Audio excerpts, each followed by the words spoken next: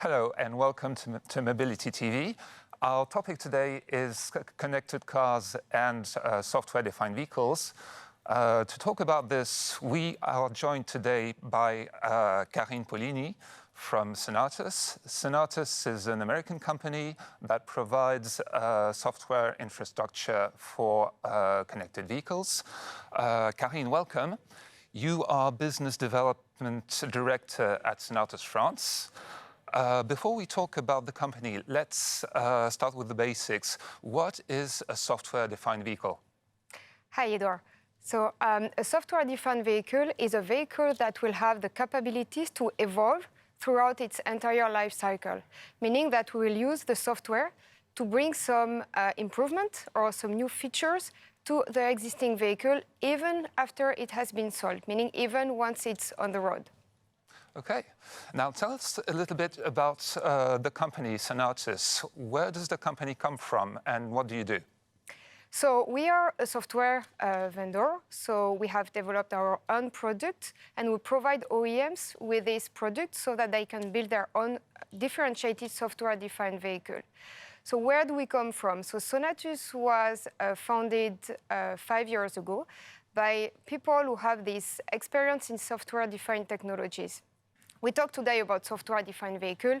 It's a new concept in the automotive industry, but software-defined technologies are not completely new to the market. It was created about 15 years ago in the IT world with a software-defined network and data center. So this is a little bit about the background of Sonatus. We are in production with Hyundai Group. We've been in production since 2020, and we are deploying really at scale in millions of vehicles through the 3 brands of the group, Hyundai, Kia, and Genesis. Okay, now tell me a bit about yourself. What's your background and what brought you to Sonatus? So I have this mixed background between automotive and IT. I actually started my career at Renault, the French car maker, and then I moved to the IT world and joined Cisco, who was, by the way, a leader in software-defined network technologies. And then I moved to AWS, Amazon Web Services, the cloud vendor. And about 1.5 years ago, I got contacted by Sonatus, and we had this discussion about software-defined vehicle. And having this experience in the automotive industry, and also including at AWS, because I was in charge of automotive customers, I really felt that these people, got it. They really got the idea of software-defined vehicles. And that was an emerging trend in the automotive industry, and that's why I decided to join them. Okay, excellent. So if I understand well, what you do is you provide a software architecture that lets automakers push updates to the software that's inside the car, either to improve existing features or to bring in some new features. Is that the idea? So yeah, that's correct, and that's partially what we provide. So maybe just to come back to our vision about SDV, at Sonatus, we consider that to build an efficient software-defined vehicle, first, you need to understand what's happening in the car. So it starts by collecting data about the vehicle behavior. Okay, so we have a product for that is called Collector, and that is dynamically configurable, which is actually the unique selling point of our entire platform, the flexibility and dynamically configurable aspect of this. So that's one part of the vision. Then once you have this data, of course, you will analyze them, and that's how you will be able to bring these new features or the new improvements to the vehicle. Because you need to build things that make sense in the end for the end user, and you need to adapt to their changing lifestyle. So indeed, we bring this tool that is called Automator to bring these new features, and also Collector. And also with all this, you need to also protect the vehicle from cyber attacks. So we also have a solution for that is called Guard, and I can come back to that later. Okay, so what sort of feature are we talking about? Is it something that happens under the hood, like engine control, or is it something more user-centric, like maybe navigation or maybe entertainment? It can be actually everything. The software today in the car, and even more tomorrow, will be everywhere. So any function around, for instance, lighting, wipers, seats, etc. All this is controlled by what we call an ECU. So it's a kind of small computers in the car. And in this, you have some software. So in the end, the beauty, and that's really the end goal of a full software-defined vehicle, is to be able to really manage, adjust all these functions in the vehicle. Okay. So you have announced a new product not so long ago called Automata. It will be, I understand, in the cars, on the roads, as early as next year. What does it do?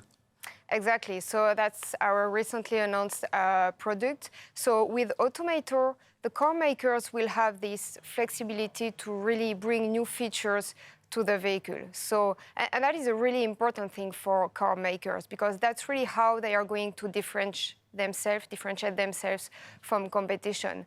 And the OEMs need to really focus on this. The OEMs, I mean the car makers, need really to focus on this, and leveraging Automator, with this product, they will be able to deliver in really just a few seconds new capabilities to the vehicle. So it's, again, very flexible, very granular. You can really target, if I take the example of wipers or sunroof, you can really target the configuration of these functions in a very granular way, which makes it very easy for car makers to propose new features. Okay, let's talk a little bit about the market. So you mentioned Kia, Hyundai, and Genesis.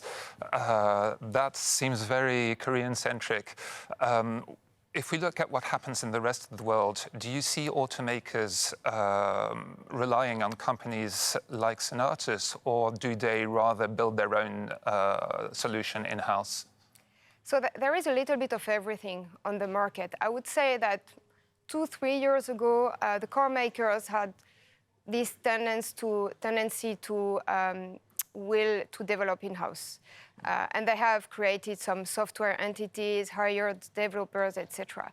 Now we see that this is changing a little bit, and they are opening the doors to work with partners like Sonatus, indeed, to bring them some building blocks to build their software-defined vehicles.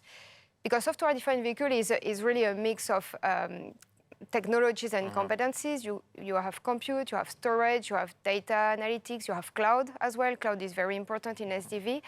So in the end, they build part, or they develop part of it, and then they rely on partners like us to bring some missing parts.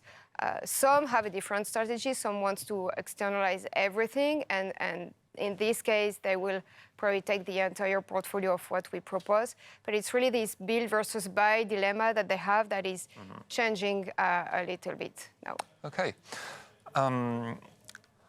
These days, I keep hearing that connected cars are becoming sort of like cell phones on wheels, in the sense that you have a platform, and then you can download, install, maybe purchase the software modules that will bring in the features that you want as a user. How far away are we from that model? So I would say the vision is more or less the same in the end.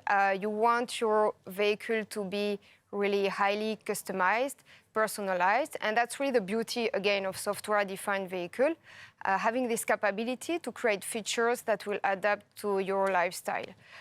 So if I just give another example, because we've talked about in-vehicle features, but it's also about the vehicle interacting with its environment. Yeah. So you could imagine leaving work and having an automated feature or function that will send automatically a text message to your wife, kids, or whoever, without yourself generating any manual actions.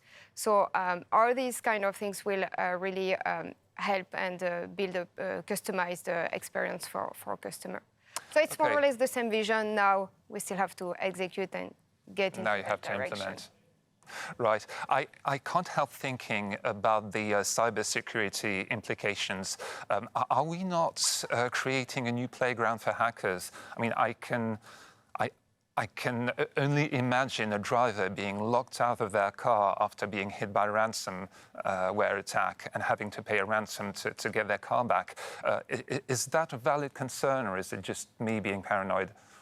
No, I think it's a valid concern, because of course, the more software you put in a car. But it's true for any device, actually. It's true for your phone, it's true for a laptop or whatever. The more software you have, the bigger the surface of attack will be, clearly. of course.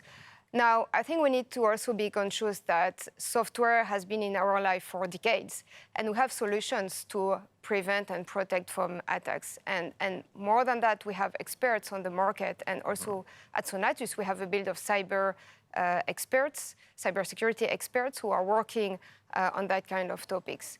So the software is going really everywhere in our lives, and the reality is that we need to protect ourselves and work on this. It's a real concern, but there are solutions for that as well. Okay, well, that's good to know. Karine, we're getting to the end of our conversation. Thank you so much for being with us today on Mobility TV and sharing your insights. Fascinating topic. I'm pretty sure we'll talk more about it in the coming months. So stay with us and see you soon.